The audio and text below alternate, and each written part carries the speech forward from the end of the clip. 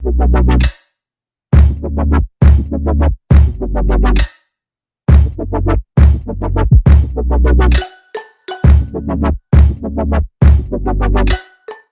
is up to my Brand gang? What is up to my Brand squad? It is your girl Bree and I am back with another freaking video. If you're new to the channel, make sure you go ahead and like, comment, and subscribe. But if you're already a part of the Brand gang, thank you so much for tuning in for another freaking video. Look, you guys, your girl is back with one of those, what I used to call them. I don't know exactly what I used to call these videos, but it would always be a video where I would take a break from work when I was feeling inspired about something and come and do like a little talk video with y'all. I thought today I would go ahead and do this video as far as doing a story time, how I got my foot in the door at my company, and also just a little bit advice and like tips, I guess you would say, for becoming a medical biller.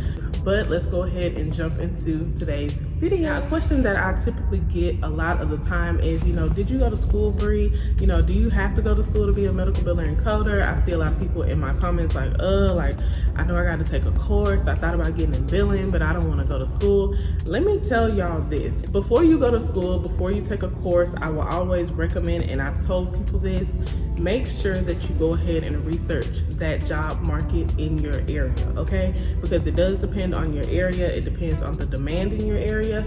And sometimes a company will completely train you and you will not have to go and get a certificate or go and do a course or anything like that.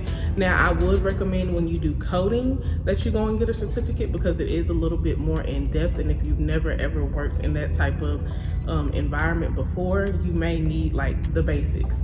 I think what helps me with my current job is that I had worked like with coding with ultrasounds and like with x-rays and stuff like it's not the same thing, but you were in an environment where you got to see those things, or you got to shadow people who did certain things. I worked in a psychologist's office. We had to do prior authorization and stuff like that. And in this job, sometimes you'll have to be flexible to learn different things like that. So I think being in those different environments actually helped me to be able to do the job the way that I do it today. It wasn't easy. I had to learn along the way. I'm still learning, okay? Some stuff that I hear, I'm like, well, what the heck is that? But there's always a number you can call. There's always someone you can ask. So if you look in your area, and some jobs, they only require for you to have a high school diploma, you guys. As long as you have a high school diploma, or sometimes they'll ask for like an associate's or something that doesn't have to be pertaining to the actual job. As a lot of you know, and I've told you, but if you're new, my major was in psychology, okay? So as you can tell, I'm not working in my designated field of what I went to school for. Did it probably help me get more into the door here?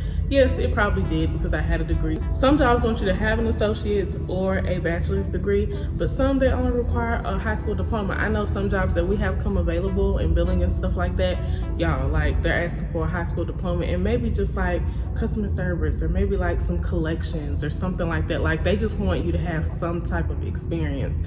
Now, experience is always the best teacher over school for me. And I say that just from experience. But if you can look in your area and look at those job descriptions and they're not asking for like certificates and stuff, that means that they're possibly open to training you. And so if you do get lucky enough to apply and actually get an interview, you can ask them like, is there on-site job training? Most companies are gonna train you anyway, because every company differs anyway. So even if I had been a biller somewhere else, I was still gonna have to get trained here at this company, basically to do things the way that they do them, because no one's protocols are the same. The basics may be the same, but the way that they do it is going to be different. So 9 times out of 10, there will always be some sort of training at the job. You can always ask the interviewer that question. Do you guys offer on-site training? How much do you really need for me to know? What does a typical day look like in this job? And just talk to them and fill it out. And depending on what your background is, they may be willing, like, oh, okay, yeah, we could give her a shot. She's done customer service for this amount of years, or she's done this for that amount of years.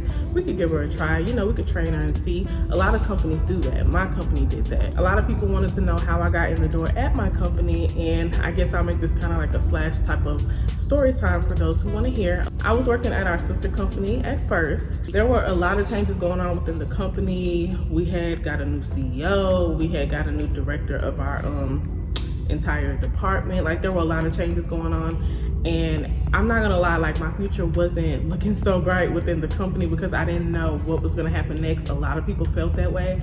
So a lot of people started to leave. A lot of people started to try to look for other jobs. A lot of people got let go.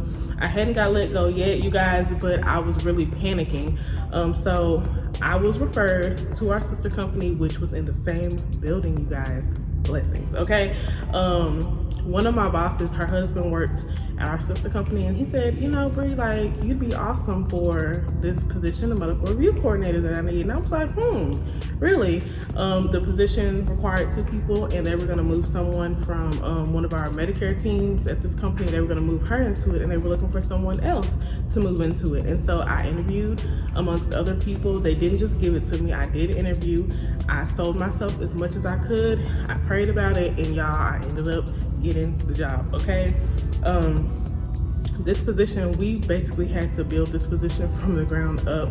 This company, not this company, but the way that things were done before her and I took over the medical review piece, it was very manual. We adopted a new company to help us simplify things and basically to send out things electronically, because a lot of things used to be sent through the mail and tracked through this other system that's kind of, I don't want to say stone ages because we still use the system for certain things, but it just wasn't ideal for, I guess, as big as the medical review piece was getting.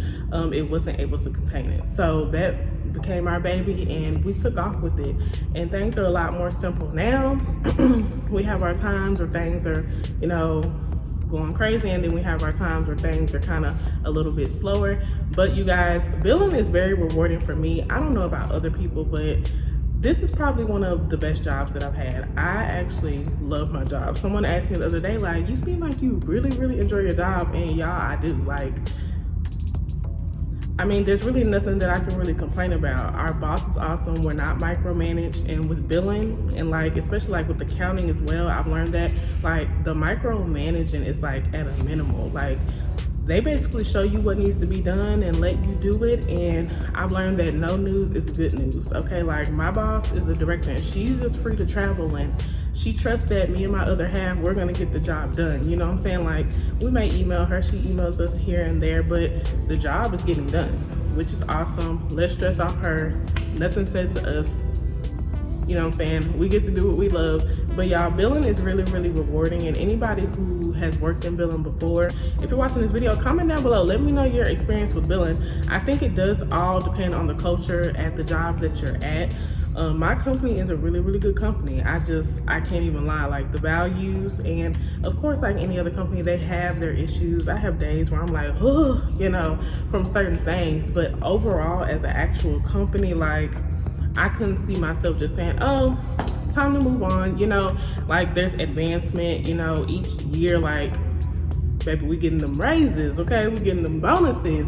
So I'm loving it. Like there's nothing that I can complain about, you know, good benefits, you know what I'm saying? Paid time off, you know, 30 days of paid time off, you know, like there's not really anything that I can really complain about. There's a lot of people right now that don't even have a job or lost their jobs to the pandemic and stuff like that. So I'm just always trying to still be grateful, you guys. That's all I really wanted to come and talk to you guys about. I love you guys so, so much, the ones who love me. If you have any specific questions about billing or coding or medical review coordinator, drop them down below. I can do another video and put those questions together, or if it's not a lot, I can just answer your questions down below, you guys. I'm always here, whether you want to write me on Instagram, Snapchat, email me, write in the comments, that's fine too, and I'll answer any questions that y'all have. I'm always open, I'm always an ear, okay? So don't be afraid to ask me any questions. No questions are dumb, okay? So let your girl know. Anything you guys want to see in regards to my job, please let me know.